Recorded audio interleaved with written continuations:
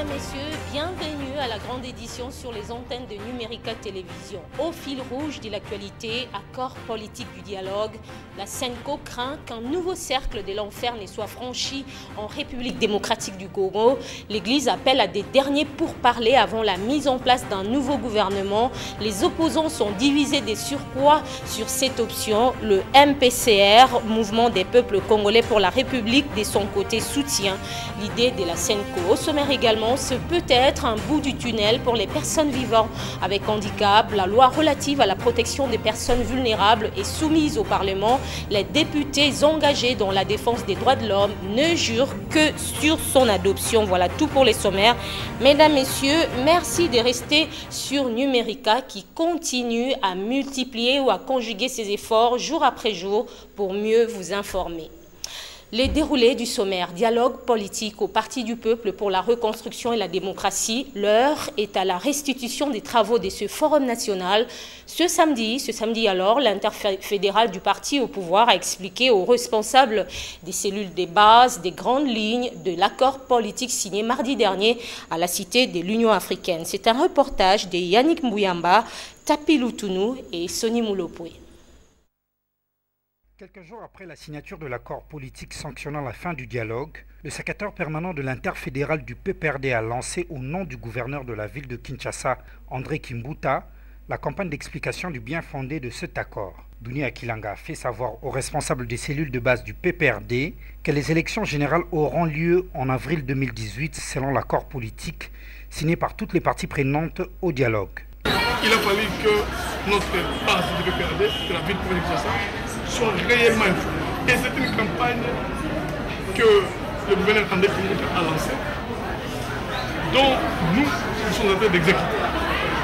Je crois que vous nous verrez dans toutes les communes, dans tous les quartiers de la capitale, pour expliquer le bien fondé de l'accord. Nous allons dire à cette population qui a été victime de la tromperie et du discours mensonger de certains politiciens. Nous voulons rétablir la vérité et rien que la vérité. Nous voulons que les peuples congolais ne soient plus dupes, qu'ils soient clairvoyants et qu'ils soient en alerte. Nous rassurons à nos bases qu'en décembre 2016, il n'y aura pas des élections et nous avons donné les raisons. L'accord signé à la Cité de l'Union africaine préconise l'organisation de la transition au-delà du 19 décembre 2016. Le président Joseph Kabila reste en fonction jusqu'à l'installation du futur président élu et confie le poste du Premier ministre à l'opposition politique. Dans une déclaration faite hier vendredi, la Conférence épiscopale nationale du Congo constate que les politiques ne réussissent pas à se mettre d'accord pour trouver la solution à la crise sociopolitique actuelle, d'où elle plaide pour un cadre en vue d'aplanir les divergences pour l'intérêt supérieur de la nation. Une position en tout cas saluée par les députés nationaux Jean-Claude Mvouemba, le président du MPCR, Mouvement politique du peuple congolais pour la République, revient également sur ça. Revient également sur sa rencontre avec le président de l'UNC, Vital Kamerhe. C'est un reportage de Yannick Mbouyamba, Jean-Yves Kamalé et Serge Mitelezi. Pour le président du mouvement du peuple congolais pour la République, les recommandations de la conférence épiscopale nationale du Congo viennent à nouveau réconforter la position du rassemblement exprimé lors de son conclave organisé à Limete. Le peuple congolais est ferme par rapport aux prescrits de la Constitution. Plus grave encore, nous avons dit qu'il y a plusieurs manières de faire ce dialogue. Il y a le dialogue technique que réclament à corps et à cri certains leaders du rassemblement. Donc à partir de ce moment-là, la SENCO n'a fait qu'exprimer ce que le peuple congolais crie haut et fort, oui, belle lurette. Occasion pour l'élu de Kassangoulou d'éclairer l'opinion sur le régime spécial proposé par le Rassemblement. Le conclave était organisé à travers d'autres sujets. Mais comme la date de 12 décembre 2016 avançait, on s'est dit dans le cadre d'un dialogue inclusif, le rassemblement doit amener des pistes de solutions. Et parmi ces pistes de solutions, il y a le régime spécial. Le président du MPCR qualifie sa rencontre avec Vital Kamerhe à Kassangoulou d'une simple coïncidence. Le président Kamerhe a des intérêts économico-financiers à Kassangoulou. Il vient souvent à Kassangoulou. J'étais chez le curé de Saint-Joseph. J'avais rendez-vous avec l'abbé curé ainsi que l'abbé directeur du centre hospitalier Marial. On était en pleine réunion. Quand on m'appellerait par la population de Kassangoulou pour m'informer que le président Vital Kamerhe était à Paris-Jec, qui est un de ses centres d'activité. On s'est appelé et il m'a dit, ah bon, ah tiens, je viens vous présenter les civilités à votre résidence. Je trouve aucun inconvénient. On passe à autre chose. À l'Assemblée nationale, les députés ont organisé une matinée d'échange parlementaire à la commission socio-culturelle. L'échange a tourné autour de la proposition de loi portant pour protection des personnes vivant avec handicap proposée par les députés F. Bazaïba. Quelques structures d'encadrement des personnes à mobilité réduite ont pris part à cette rencontre. C'est un reportage signé Félix Ilunga et Eric Kalambay. L'auteur de la proposition de loi a expliqué le bien fondé du texte. Eve Bazaïba précise que sa proposition tient compte à la fois de la protection et de la promotion des droits de personnes à mobilité réduite. Elle veut qu'elle soit traitée au cours de cette session. Les mesures de protection dont on parle, ce sont des mesures légales ou des mesures réglementaires. Donc cette loi-là est du domaine de la loi ou du domaine réglementaire, comme c'est une loi organique. Voilà pourquoi on s'est attardé sur du juridisme, mais je pense que les faits précédant les droits, les faits, c'est-à-dire les réalités de la problématique de la prise en compte des spécificités des personnes vivant avec handicap par les pouvoirs publics, constituent des faits importants que nous devons devoir intégrer dans l'adoption de la loi. La proposition a duré plus de 4 ans. Les bénéficiaires estiment que cette fois sera la bonne. Je crois que la loi qui pourra sortir ici, effectivement, nous espérons que ça va protéger, ça va défendre la personne à mobilité réduite, donc personne avec handicap, sur beaucoup d'aspects, surtout enlever le problème d'inaccessibilité, et ça englobe le contexte général d'inaccessibilité. Après ces clarifications, le député Simon Bouloupi affirme que la balle est maintenant dans le camp des parlementaires. Ils ont intérêt de doter le pays de cette loi. Il s'agit d'un problème sociétal parce que c'est la société elle-même qui doit se retrouver en amont et chercher à trouver des solutions durables afin de soulager et d'assurer une certaine autonomisation à cette catégorie de personnes qui ont droit à la vie, droit à la joie, droit à certains privilèges et droit à exercer des fonctions et à vivre aussi d'une manière heureuse dans le bonheur, dans le bonheur au sein de notre société. Les personnes à mobilité réduite représenteraient environ 13% de la population congolaise. Elles sont une ressource importante pour le développement de la République démocratique du Congo. Qualité des institutions et résultats économiques en République démocratique du Congo, 1980-2015, environ 35 ans, c'est l'intitulé de l'ouvrage écrit par Augustin Matata Pogno. L'ouvrage de 200 pages reprend les différentes réformes économiques. La présentation du livre a eu lieu hier vendredi, c'était à l'université William Bott. Hermione Yonvou.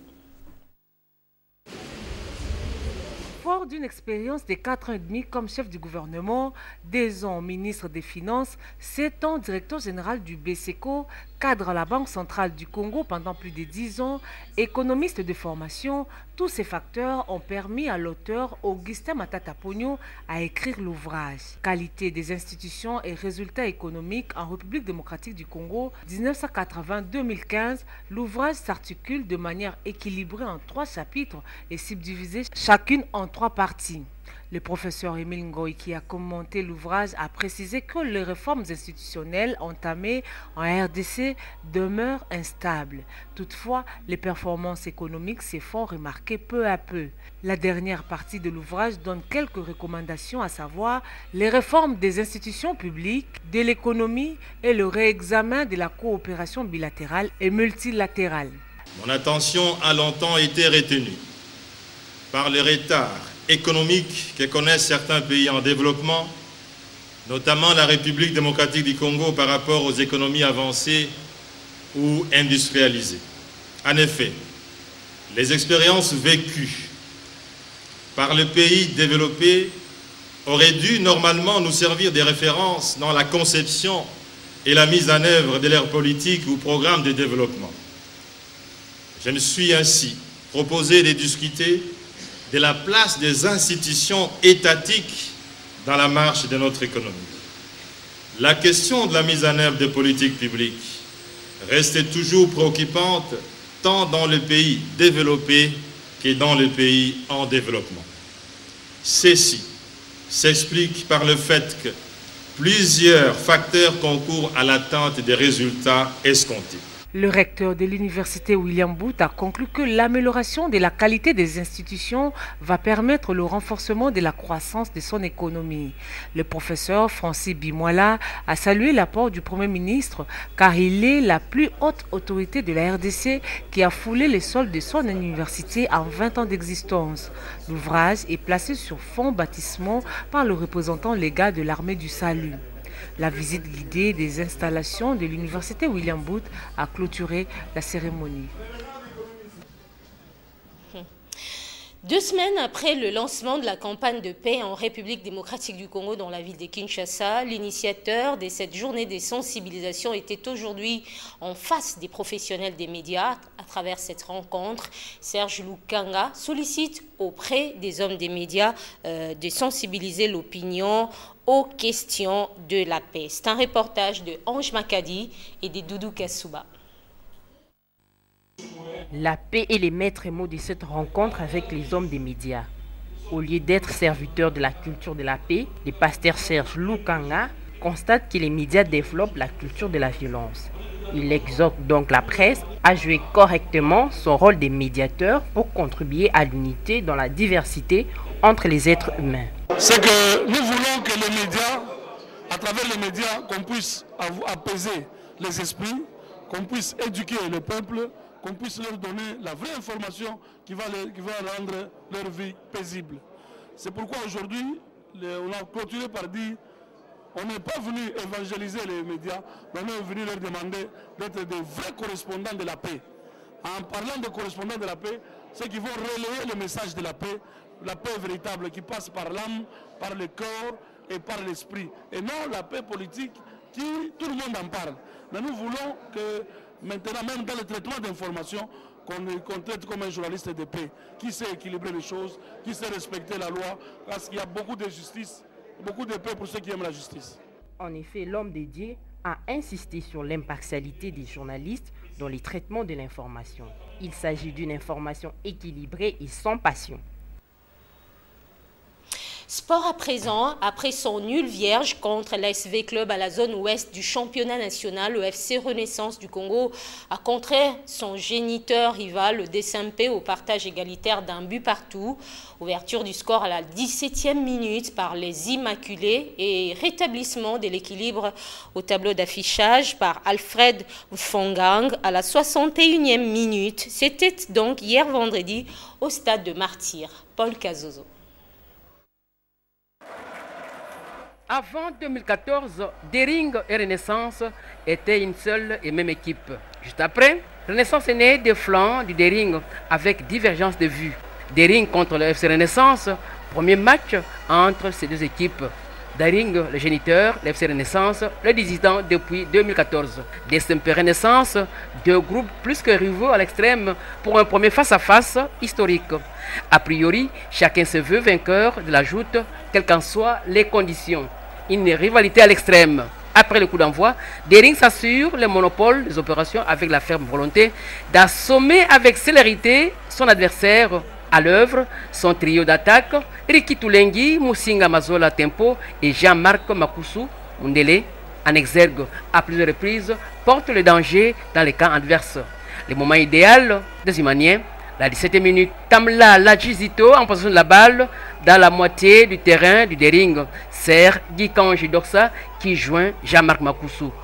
Dans sa course, pris en sandwich par deux défenseurs adverses, Makusu bat Héritier, Nke, le portier du FC Renaissance. Dering mène par un but à 0 et épuise ses armes offensives. À la reprise, Renaissance change de fusil d'épaule.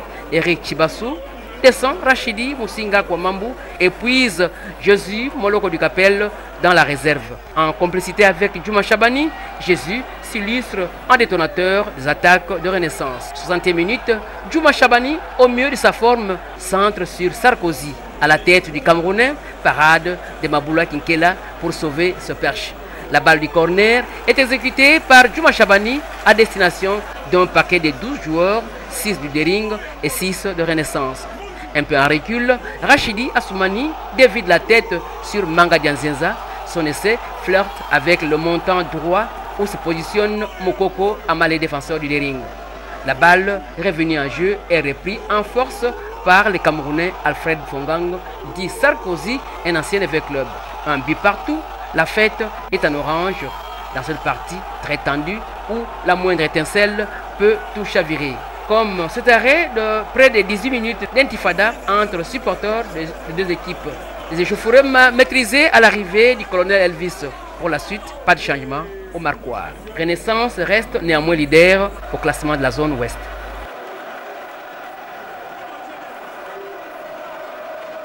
Mesdames, Messieurs, voilà qui vient mettre fin à cette édition du journal sur nos antennes. Bon week-end à tous et bonne suite des programmes sur Numérica Télévision.